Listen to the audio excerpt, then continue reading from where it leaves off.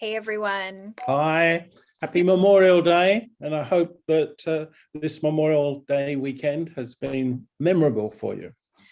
Yes, thank you so much for joining us. We're the Hatch Homes Group, and this is our Monday market update. And this week we want to talk about buyer fatigue. Like, are you tired, buyers out there? Well, we're going to give you some stats to help you kind of refocus, keep your momentum up for this prime time that we feel like we're entering for buyers. We're going to talk about affordability and investment in real estate. So really quick, I just wanted to, I'll share my screen super quick and talk about, 1 second. Super quick. Yeah, real quick. The seasonality that we see very often. Now, obviously, COVID has changed things a lot, but we've seen this in other competitive markets where buyers are like really gung-ho first at like New Year's resolution. They're just like hitting the ground running. And what's happening New Year's? We have very, very low inventory. So it creates this like clog, right? Like this spring, we've seen it this year. The spring market has been extremely competitive. And then you get to this June where school's out and people are like, you know what, like we only have a few months of summer in Oregon, like of nice weather. Like, I'm just going to take the summer off. And they're taking the summer off when we have the highest amount of inventory. That's when sellers are like getting their home on the market, school's out. You have so many more. So we've noticed just on our our mastermind calls with other agents and things like that, that there's a bit of like a buyer fatigue happening right now. There's like, you know, Michelle's going to talk about like number of offers we're seeing and things like that. But I just want to say, buyers, this is your prime time. So I know it's been hard. I know it's been hard for a lot. I know that we're seeing all these like articles coming out that's really freaking you out about buying a house. But let's just dive into that a little bit more and just know that like, even though this is our graph this year, look, we got, you know, we're hopeful we'll get a little bit more.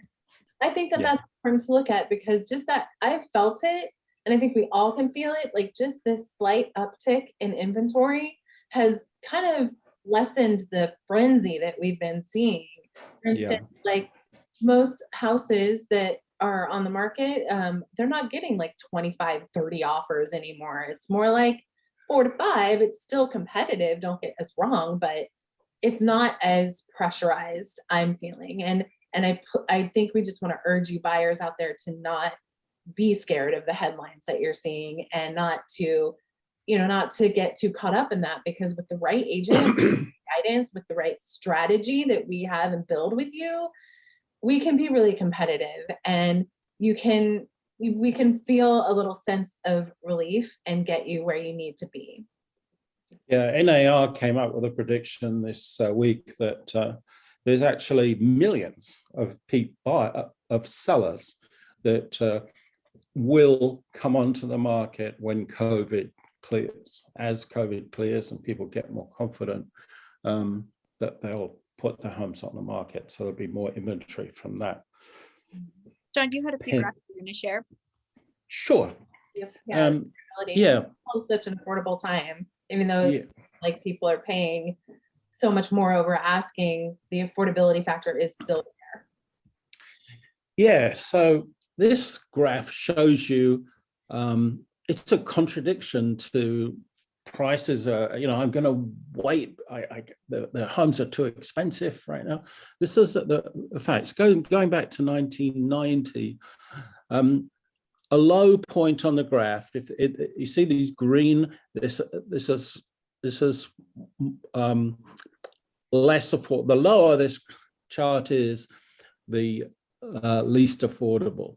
So we see in this orange period here, and it peaks in 2012. This is where there were a lot of foreclosures. There were a very depressed market, and the homes were the most affordable. You can see this current blue number is pretty high.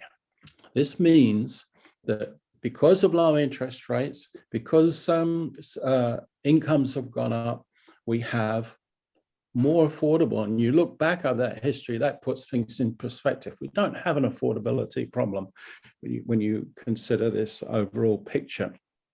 And also think about all the West Coast cities. Think of Seattle, San Francisco, LA, even San Diego. Homes are more expensive in those areas than they are in Portland. So we're not that bad off.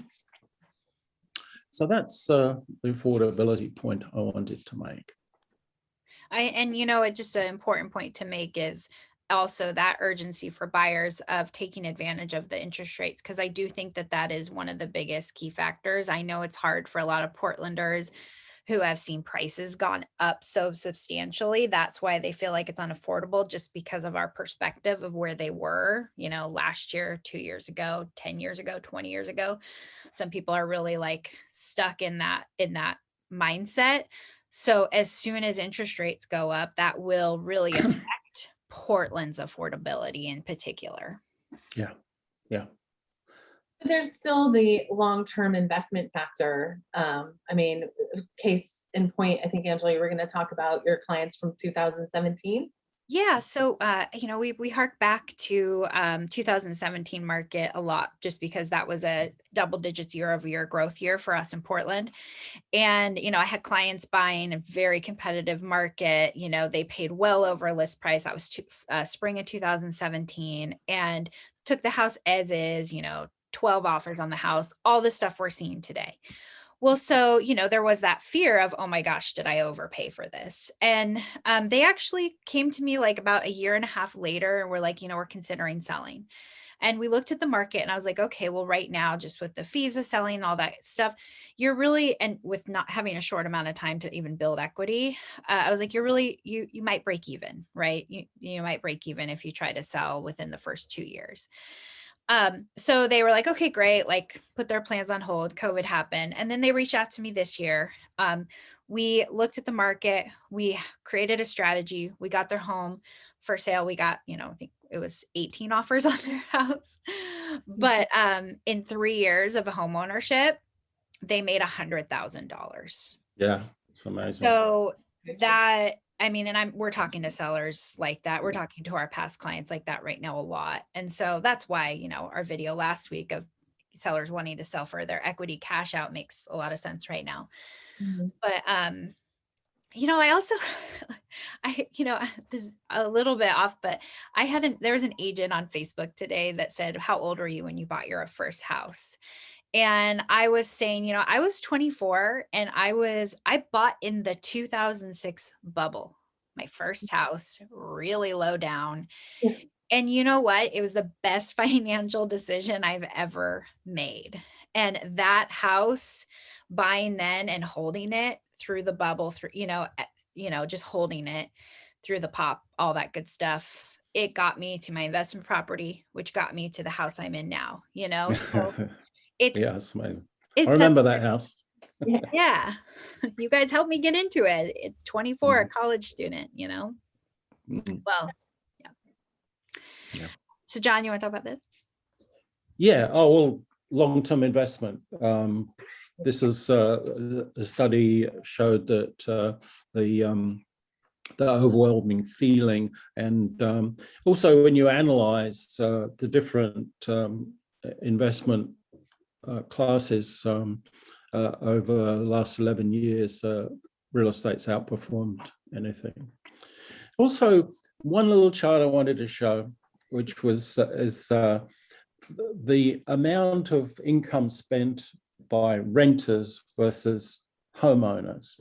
And one thing people don't often consider is, all right, they look at what they're paying in rent now, what they'll pay in a mortgage, but they don't think, well, long term, the rent's going to go up, but their mortgage isn't going to go up. When they're entering the money, it's fixed. So over the life that you own the home or have this mortgage, your outgoings as a homeowner are significantly less. Yeah, that's a really good point. I don't think a lot of renters think in those aspects of the security that you have in a home, and like what your payment's going to be every month. You have the security of being there permanently and not having your the risk of getting evicted, or, you know, your monthly rent going up $100, like your mortgage is going to stay the same. Yes, you still have to, you know, account for like repairs to the house and things like that, but you would anywhere. So yeah, and the repairs that you do often can add equity to your house. So it's like Exactly. putting money Improvements. into your investment. mhm.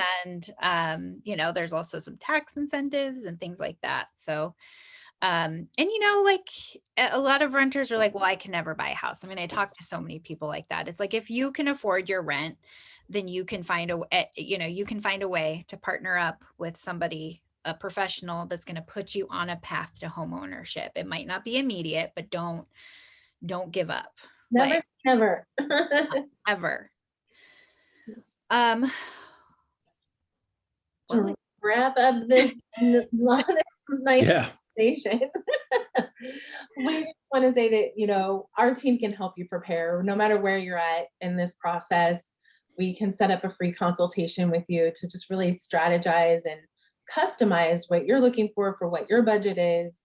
There is, you know, there's a, whatever your budget is, there's something out there for you. And we can talk about what that means. So reach out today and don't let- give up. This is your prime time. yes, Yeah. we can make it happen. All right. Thanks, Thanks. everyone.